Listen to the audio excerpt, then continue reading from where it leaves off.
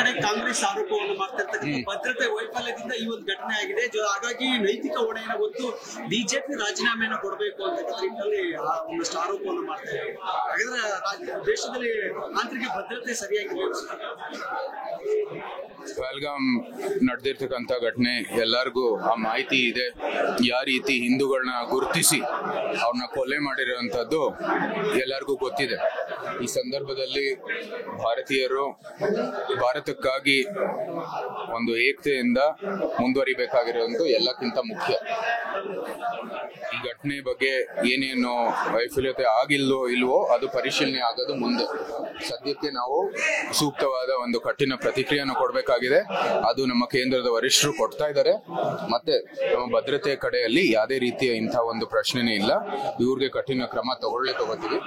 ಕಾಂಗ್ರೆಸ್ನವರು ಏನು ಈ ಸಂದರ್ಭದಲ್ಲಿ ಆರೋಪ ಮಾಡುವಂತದ್ದು ಯಾವುದೇ ರೀತಿಯ ಯೋಗ್ಯತೆ ಇಲ್ಲ. ಹಿಂದೆ ಭಾರತದಲ್ಲಿ ಅವರ ಆಳ್ವಿಕೆಯ ಸಮಯದಲ್ಲಿ ಯಾವ ರೀತಿಯ ಭಯೋತ್ಪಾದಕರಿಗೆ ಒಂದು ಸಂಪೂರ್ಣವಾಗಿ ಇಲ್ಲಿ ಭಾರತ ಒಂದು ಫ್ರೀ ಕಂಟ್ರಿ ಆಗಿ ಅವ್ರಿಗೆ ಒಂದು ಅವಕಾಶ ಇತ್ತು ಅಂತ ನಮ್ಮೆಲ್ಲರಿಗೂ ಗೊತ್ತಿದೆ. 26/11 ಇಂದ ಹಿಡಿದು ಅನೇಕ ಕೃತ್ಯಗಳನ್ನು ನಾವು ಪ್ರಸ್ತಾಪ ಮಾಡಬಹುದು. ಆದ್ರೂ ಸಹ ನಾವು ಈ ಸಂದರ್ಭದಲ್ಲಿ ಭಾರತದ ಏಕತೆಗಾಗಿ ನಾವು ಎಲ್ಲರಲ್ಲೂ ಒಂದು ಆಲೋಚನೆ ಆ ಒಂದು ಚಿಂತನೆಯನ್ನು ಬರಬೇಕು ಅಂತ ನಾವು ಮನವಿ ಮಾಡ್ತೀವಿ. ಮತ್ತೆ ಮುಂದೆ ಬರುವಂತದ್ದು ಏನು ಭವಿಷ್ಯದಲ್ಲಿ ಪರಿಶೀಲನೆ ಆಗಬೇಕು ಅದಾಗಬೇಕು. ಯಾವ ಸಾವಿನ ಮನೆಯಲ್ಲಿ ರಾಜಕೀಯ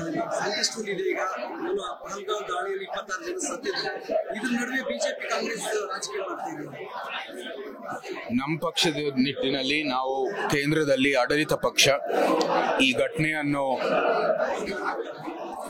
ಆಗಿದ ನಂತರ ನಾವು ಕಠಿಣ ಒಂದು ಕ್ರಮ ತಗೋಬೇಕಾಗಿದೆ, ಪ್ರತಿಕ್ರಿಯೆ ಕೊಡಬೇಕಾಗಿದೆ. ಆ ಕೆಲಸವನ್ನು ಮಾಡ್ತಾ ಇದೀವಿ. ಇದರಲ್ಲಿ ಯಾವುದೇ ರೀತಿಯ ರಾಜಕೀಯ ಇಲ್ಲ. ನಾವು ಎಲ್ಲರೂ ಹೇಳ್ತಾ ಇರೋದು ಭಾರತೀಯರಾಗಿ ನಾವೆಲ್ಲರೂ ಮುಂದುವರಿಬೇಕಂತ ಭಾರತಕ್ಕೋಸ್ಕರ. ಕೇಂದ್ರ ಸರ್ಕಾರ ರಾಜಕೀಯ ತಾಂತ್ರಿಕ ವ್ಯವಸ್ಥೆಯಲ್ಲಿ ಸದ್ಯಕ್ಕೆ ಪಾಕಿಸ್ತಾನದ ಪ್ರಜೆಗಳನ್ನು ವಾಪಸ್ ಕಳಿಸುವಂತ ನಿಟ್ಟಿನಲ್ಲಿ ದೊಡ್ಡ ದೃಢ ಸಂಕಲ್ಪವನ್ನು ಮಾಡಿದೆ. ನಮ್ಮ ದೇಶದಲ್ಲೂ ಕೂಡ 14,000 ಹೆಚ್ಚು ಪಾಕಿಸ್ತಾನದಲ್ಲಿದ್ದಾರೆ. ಈಗ ಅವನ್ನೆಲ್ಲ ವಾಪಸ್ ಕಳಿಸಲಿಕ್ಕೆ ಭಾನುವಾರದವರೆಗೆ ಡೆಡ್ ಲೈನ್ ಇದೆ ಸರ್. ಈ ಒಂದು ಸಂದರ್ಭ ತಾವೇನು ಸಮಸ್ತ ಭಾರತೀಯರಿಗೆ ಗೊತ್ತಿರ್ತಕ್ಕಂಥ ವಿಷಯ, ಬರೀ ಭಾರತೀಯ ಅಲ್ಲ ಇಡೀ ವಿಶ್ವ ಮಟ್ಟದಲ್ಲಿ ಗೊತ್ತಿದೆ. ಪಾಕಿಸ್ತಾನ ಈ ಏನು ಭಯೋತ್ಪಾದಕ ಮತ್ತೆ ಟೆರರಿಸಂನ ಅವರು ಸ್ಟೇಟ್ ಸ್ಪಾನ್ಸರ್ಡ್ ಇದು ಒಂದು ಚಟುವಟಿಕೆ ಅಂತ ಎಲ್ಲರಿಗೂ ಗೊತ್ತಿದೆ. ಈ ನಿಟ್ಟಿನಲ್ಲಿ ಅವರ ಒಂದು ಏನು ನ್ಯಾಷನಲಿಸ್ಟ್ ಇದ್ದಾರೆ, ಪಾಕಿಸ್ತಾನ ನ್ಯಾಷನಲ್ಸ್, ಇಲ್ಲಿ ಅವ್ರನ್ನ ಕಳ್ಸೋದು ಸೂಕ್ತ ಕ್ರಮ.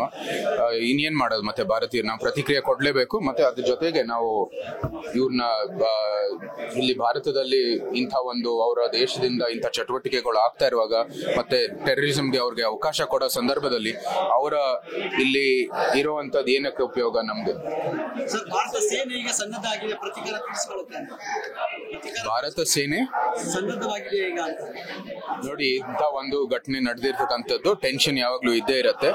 ನಾವು ಇದಕ್ಕೆ ಸೂಕ್ತ ಕ್ರಮವನ್ನು ತಗೊಳ್ಳುವಂತದ್ದು ಕೇಂದ್ರ ಸರ್ಕಾರ ತಗೋರುತ್ತೆ. ಅವ್ರ ಏನ್ ನಿರ್ಣಯ ತಗೊಳುತ್ತೆ ನಾವು ಸಂಪೂರ್ಣವಾದ ಬೆಂಬಲ. ಬಿಜೆಪಿ ಪಕ್ಷ ಯೋಧರ ಸಾವು ನಾಗರಿಕರ ಸಮಯ ಚುನಾವಣೆ ಪ್ರಚಾರಕ್ಕೆ ಬಳಸ್ಕೊತಾ ಇದೆ. ಈಗ ಬಿಹಾರದಲ್ಲಿ ಚುನಾವಣೆ ನಡೀತಾ ಇದೆ. ಈ ಒಂದು ವಿಷಯವನ್ನು ಚುನಾವಣೆ ಪ್ರಚಾರಕ್ಕೆ ಬಳಸ್ಕೊತಾ ಗಂಭೀರ ಆರೋಪ. ಕಾಂಗ್ರೆಸ್ ಆರೋಪಕ್ಕೆ ನಾವೇನು ಬೆಲೆ ಕೊಡೋ ಅವಶ್ಯಕತೆ ಇಲ್ವೇ ಇಲ್ಲ.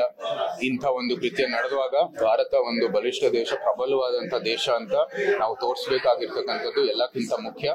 ಇಂಥ ಘಟನೆಗಳನ್ನು ಬಿಡ್ಲಿಕ್ಕೆ ನಾವು ಯಾವತ್ತೂ ಅವಕಾಶವನ್ನು ಕೊಡಬಾರ್ದು. ಮತ್ತೆ ಭವಿಷ್ಯದಲ್ಲಿ ನಾವು ಇಂಥ ಒಂದು ಘಟನೆ ನಡೆದ್ರೆ ನಿಮ್ಗೆ ಇನ್ನೂ ದೊಡ್ಡ ಒಂದು ಪ್ರತಿಕ್ರಿಯೆ ಸಿಕ್ಕತ್ತೆ, ಇನ್ನೂ ಕಠಿಣವಾದಂತ ಪ್ರತಿಕ್ರಿಯೆ ಸಿಕ್ಕತ್ತೆ. ಈ ಸಂದರ್ಭದಲ್ಲೂ ಸಹ ಬಹಳ ಒಂದು ಕಠಿಣ ಪ್ರತಿಕ್ರಿಯೆಯನ್ನು ಆಗ್ಲೇ ಕೊಡ್ತಾ ಇದ್ದಾರೆ. ಮತ್ತೆ ಇಂಥ ಏನೇನು ನಿರ್ಣಯಗಳು ತಗೊಂಡಿದ್ದಾರೆ, ಇಂಡಸ್ ವಾಟರ್ ಟ್ರೀಟಿಯಿಂದ ಹಿಡಿದು ಪಾಕಿಸ್ತಾನ ನ್ಯಾಷನಲ್ಸ್ ಅನ್ನು ತಮ್ಮ ದೇಶಕ್ಕೆ ವಾಪಸ್ ಹೋಗ್ಬೇಕು ಅಂತ ಏನ್ ತಗೊಂಡಿದ್ದಾರೆ, ಸಂಪೂರ್ಣವಾದ ಬೆಂಬಲ ಇದೆ. ಇದಕ್ಕಿಂತ ಕಠಿಣ ಕ್ರಮ ತಗೊಂಡು ಕೂಡ ನಾವು ಕೂಡ ಸಂಪೂರ್ಣವಾಗಿ ಬೆಂಬಲದಲ್ಲಿ ಇರ್ತೀವಿ. ನ್ಯೂಸ್ ಫಸ್ಟ್, ನಿರ್ಭೀತಿಯಿಂದ ನಿಮ್ಮ ಪರವಾಗಿ.